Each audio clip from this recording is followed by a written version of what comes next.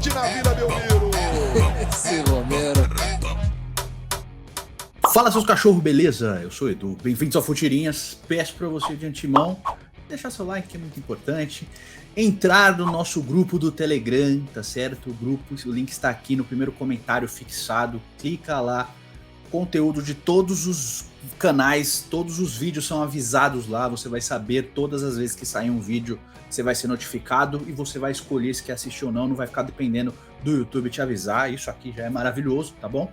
Já estamos chegando a 4 mil pessoas lá. Então vá lá, clica no link e faça parte. Tem enquete, você escolhe as capas dos vídeos, tem vídeo nosso exclusivo para lá, tem as promoções da nossa loja da Centauro, até 35% de desconto, tudo exclusivo lá no grupo. Então, por favor, vá lá no grupo que eu garanto que você vai curtir, beleza?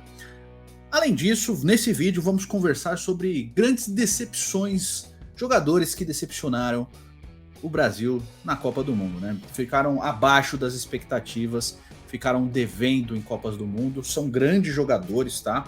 Carreiras incríveis, jogadores muito requisitados, jogadores muito queridos, jogadores craques aqui, mas que infelizmente ficaram abaixo da crítica e foram muito contestados pela Copa que eles fizeram nessas Copas do Mundo que eu vou citar aqui, tá bom? Tem lenda do futebol aqui, tem cracaço, tem gênio, tem tudo aqui, e isso, decepção, é justamente ligado ao que o jogador pode proporcionar e ao que a gente espera dele. E aí, às vezes, ele vai mal, e aí tem esse peso todo, mas longe de criticar a pessoa, criticando o desempenho, sempre.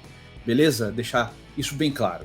Vamos começar aqui com o longínquo ano de 1966, na Copa do Mundo realizada na Inglaterra, que foi uma bagunça a preparação da seleção brasileira, mas a grande decepção do Brasil naquela Copa do Mundo foi o grande craque do Brasil 4 anos antes, que foi justamente o Garrincha. O Garrincha fez um golaço na estreia contra a Bulgária, um gol de trivela aí.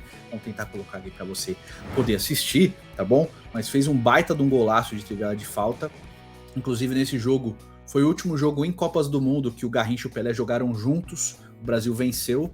Juntos em campo, o Brasil nunca perdeu com os dois em campo. Os dois fizeram os gols da vitória por 2-0, mas o Garrincha fez uma Copa muito ruim depois e o Pelé se machucou já no jogo seguinte.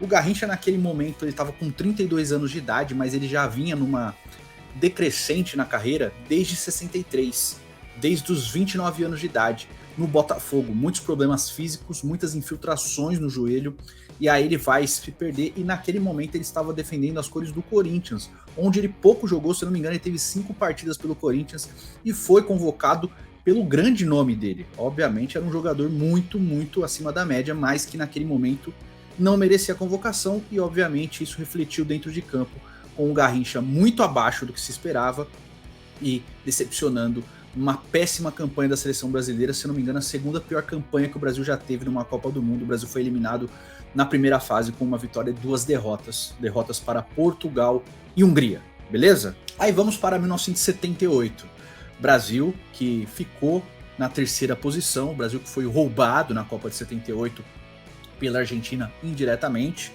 Já todo mundo sabe a história, né? Argentina, aquele esquema todo, problemas políticos, né? Faz joguinho no esquema com o Peru, enfim.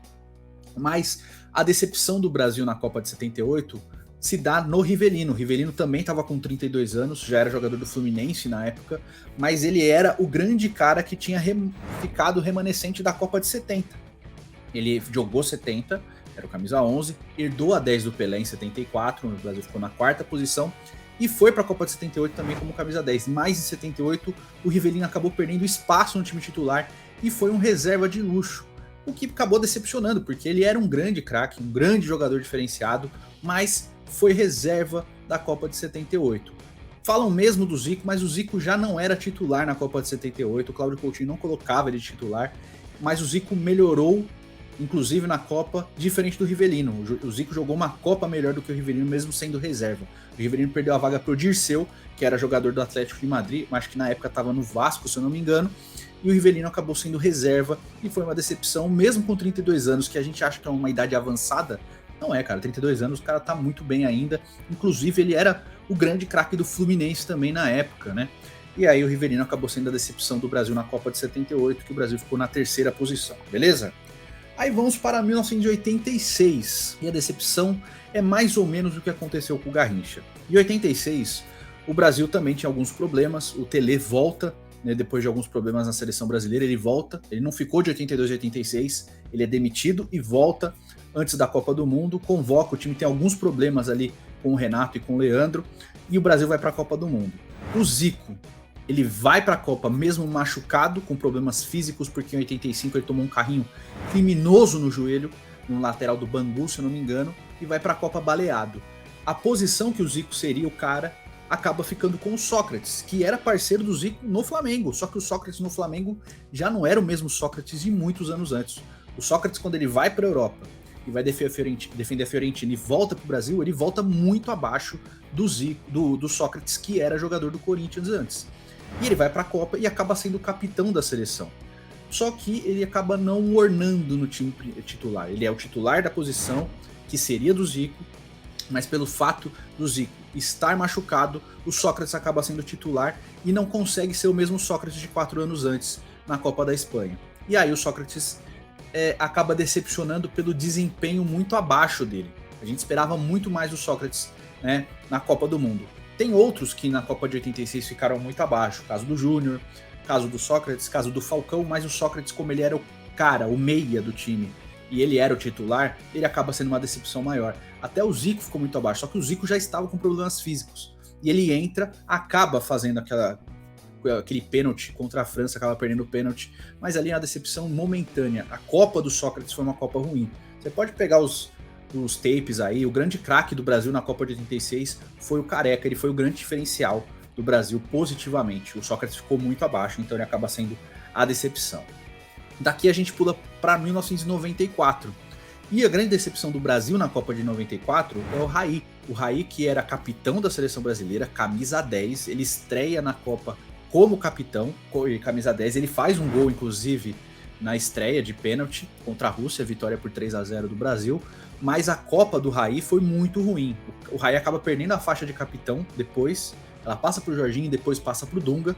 O Dunga vai sendo o capitão do Brasil até a final e levanta a taça do Tetra. O Raí perdeu todo o status de titular, ele fica reserva do Mazinho, o Mazinho que era um volante, era lateral, depois vira um volante, um meia-direita, e acaba tomando a posição do Raí, porque no composto tático do Parreira, o Mazinho encaixava melhor, o Raí ruiu e perdeu muito espaço dele dentro da seleção. Embora tenha sido campeão, ele foi uma decepção, porque o Raí era um grande craque, cara. O Raí no São Paulo era um jogador espetacular, artilheiro, líder de assistências, fazia muito gol, e no PSG também, mas na seleção de 94 ele ficou muito abaixo, foi campeão, mas ficou devendo muito naquele time. Daí a gente pula para 2006. Em 2006 a gente tem que listar dois caras, né? Eu acho que a seleção como um todo foi uma decepção.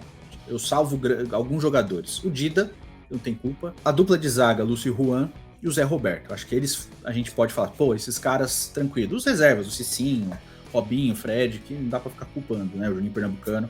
Agora, dos titulares, muitos decepcionaram. O Cafu, Roberto Carlos, o Kaká, embora do quadrado mágico o Kaká tenha sido o melhorzinho, o Ronaldo, fenômeno, mas nenhum tanto quanto o Adriano, que em 2006... Na Copa das Confederações de 2005 estava voando, na Copa do Mundo 2006 ele estava acima do peso, muito pesado, muito lento, fez uma Copa muito ruim, mas principalmente o Ronaldinho Gaúcho, que era o bola de ouro, o melhor jogador do mundo, que não deu nenhuma assistência, não fez nenhum gol na Copa de 2006. O melhor lance do Ronaldinho na Copa do Mundo foi uma falta que ele bate contra a França, quando já estava 1-0 para a França nas quartas de final, que a bola passa raspando na trave. Foi o melhor momento do Ronaldinho em toda a Copa do Mundo. O Ronaldinho não jogou bem contra a Croácia, não jogou bem nenhum jogo da Copa, nem contra a Gana nas oitavas de final, nem contra o Japão. Ele jogou mal todos os jogos da Copa do Mundo, inclusive contra a França, e foi uma grande... Eu acho que de todos aqui, é a grande decepção do Brasil em Copas do Mundo, porque a expectativa em cima dele era tão alta e ele não entregou nada do que a gente esperava. O Ronaldinho de 2002 foi muito melhor, muito superior ao Ronaldinho de 2006 em Copas do Mundo. Não só pelo título, pelo desempenho também. Quando ele era para ser a grande estrela, ele ficou muito abaixo, infelizmente. Não foi o cara que a gente esperava. O Adriano, a mesma coisa. Era um cara muito acima da média, era dado como imperador, grande craque, mas em 2006 também ficou muito abaixo. O Adriano nunca escondeu os motivos, o problema com a morte do pai dele, etc. Mas enfim, a gente está falando de desempenho esportivo e os dois ficaram muito abaixo. 4 anos depois, em 2010, essa vaga de decepção acabou caindo no colo do Kaká. O Kaká, que chegou na Copa de 2010 com problemas físicos, tá? Ele tinha um problema no pubis que era recorrente. O Dunga já sabia, e mesmo assim o Dunga não levou ninguém que pudesse substituir o Kaká à altura, que naquele momento era o Ganso, tá?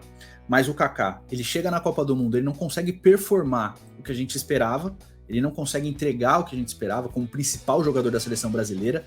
Era o Kaká esse cara, camisa 10 da seleção, não era o Robinho, não era o Elano. O Robinho e o Elano, na Copa de 2010, eles foram os melhores enquanto estiveram na seleção. O Elano se machuca no segundo jogo, o Kaká é expulso injustamente contra a Costa do Marfim, mas é o Robinho, o Luiz Fabiano e o Felipe Melo que levam a seleção mais ou menos para frente ali. Por mais que tivesse um time competitivo e que em dado momento até entregou, o Kaká ficou muito abaixo. O grande jogo do Kaká na Copa do Mundo foi o primeiro tempo contra a Holanda, e no segundo tempo ele ficou muito abaixo já. Você percebia, olhando fisicamente, ele estava abaixo dos outros. Enfim, eu acho que foi um erro de estratégia do Dunga na convocação, mas o Kaká, querendo ou não, ficou muito abaixo também, porque o problema físico acabou atrapalhando o desempenho esportivo dele, beleza? Aí pulamos para 2014/2018, porque é o Paulinho. O Paulinho em 2 Copas do Mundo, eu acho que ele ficou muito abaixo. A gente fala do Fernandinho pelas falhas individuais, mas eu acho que pelo desempenho, o Paulinho é o pior. Por quê? O Paulinho chega em 2014 sendo um jogador muito importante, para assim, um meio-campista completo, aquele cara de chegada, que tinha sido campeão da Libertadores e do mundo pelo Corinthians, foi por um valor recorde para o Tottenham, levando em consideração que era o Corinthians vendendo, e era um jogador muito bem quisto na seleção brasileira. Fazia gols, era importante, etc. Chega na Copa do Mundo, ele vai tão mal, mas tão mal que ele perde a vaga justamente pro Fernandinho, que era melhor que ele, tá? Que estava melhor que ele. Acaba que o Fernandinho, no 7-1, acaba tendo lances individuais que colocam a culpa nas costas dele, mas não colocam a culpa toda no Fernandinho, tá? Em 2018, eu acho que foi pior ainda pro Paulinho, porque o Paulinho chega na Copa do Mundo, cara, foi o cara que falei, eu acho que o Paulinho vai ser artilheiro, porque o Paulinho, ele tinha feito 3 gols contra o Uruguai, no Uruguai, tava jogando muito bem com o Tite, tá? Era um jogador importante, fazia gols, era um volante de muita chegada, chutava de fora da área, chegava pra cabecear, era um jogador de elemento surpresa, tava muito bem antes da Copa do Mundo. Chegou na Copa do Mundo, acho que ele até fez um gol contra a Sérvia, mas ele jogou muito mal, cara, ele foi muito mal. O meio-campo do Brasil deixou de funcionar muito por causa do Paulinho. O Paulinho tava muito abaixo do que a gente esperava que ele fosse performar na Copa de 2018. Ele é um cara que tava no futebol chinês, ele foi pro Barcelona, aquela coisa toda, mas ele tava muito bem, principalmente com a camisa da seleção. Eu acho que daqui dos citados, é o menos talentoso que a gente tá falando, mas é um cara muito bom mesmo. Eu não chamo o Paulinho de craque, eu acho que ele é mais ídolo do que craque, mas era um cara que a gente tinha muita esperança na performance que ele entregava trabalhando justamente com o Tite. A gente tinha muito mais esperança no Paulinho em 2018 do que no Paulinho em 2014, mas ele ficou muito abaixo e ficou devendo. E na mesma Copa de 18, eu tenho que citar o Marcelo e o Neymar. O Marcelo, que era o principal lateral do mundo, fez uma Copa de 2018. 2014 também não fez uma Copa muito boa, mas em 2018 ele ficou muito abaixo mesmo. Acho que a Copa do Marcelo foi muito ruim, e fica marcado aquele lance que parecia que ele tava com dor de barriga, num dos jogos, se eu não me engano, contra a Costa Rica, e ele ficou muito abaixo do que se esperava. O Marcelo do Real Madrid era um e o Marcelo da seleção brasileira era outro, totalmente diferente. Tanto que a gente esperava que o Felipe Luiz fosse pegar a vaga, porque o Felipe Luiz performava melhor na seleção. Nos clubes, o Marcelo era melhor, superior, mas na seleção o Felipe Luiz era mais jogador. E eu acho que faltou esse feeling pro Tite mudar, de deixar o Felipe Luiz de titular e sacar o Marcelo. O Marcelo ficou devendo muito na Copa de 2018, e depois da Copa eu acho que ele perdeu totalmente o espaço. Se eu não me engano, posso estar errado, mas eu acho que o Marcelo nunca mais foi convocado depois da Copa de 2018. E era um cara de 29 anos ainda, né? Podia ter mais tempo de casa de seleção brasileira. E obviamente o Neymar. O Neymar, por problemas físicos, aí já é mais ou menos no argumento que eu usei do Kaká. O Neymar chega depois de se contundir em fevereiro de 18, aquele problema no metatarso, ele volta pouco antes da Copa do Mundo, tanto que ele entra durante o jogo contra a Croácia, naquele 3-0 antes da Copa do Mundo, vai muito bem. A Copa do Mundo começa e o Neymar, além de todos os problemas físicos que ele estava enfrentando, e você percebia claramente que ele não estava performando no nível que o Neymar está acostumado a performar, ele estava fisicamente um pouco abaixo dos outros, pouca coisa, e também ele estava muito marcado pela polêmica, por rolar nos lances, por cavar muitas faltas, por ficar marcado pela arbitragem, virou meme internacional por causa disso, e fez uma Copa pro padrão Neymar muito fraca. Ele faz gol, ele faz jogadas bonitas, ele joga muito bem contra a Bélgica, por exemplo, ele faz uma jogada maravilhosa, acho que contra o México, ele faz o gol depois de uma tabela muito bonita com o William. Então, assim, ele tem momentos de genialidade durante a Copa de 2018, mas o desempenho que a gente esperava dele em 18 ficou muito abaixo, porque em 14, por exemplo, a Copa do Mundo do Neymar foi boa até ele se machucar. Ele era o principal jogador do Brasil, disparado, porque o Oscar estava muito mal, né? O Oscar jogou bem o primeiro jogo e depois não performou mais, e o Neymar assumiu toda a responsabilidade em 14. Em 18, o Neymar ficou abaixo do Neymar de 14. Infelizmente, não conseguimos nos classificar para a semifinal e tentar o Hexa em 2018. Mas é isso, essa é a minha opinião, tá? Você pode discordar, você pode achar que o Neymar foi bem, enfim, não tem problema nenhum. Né?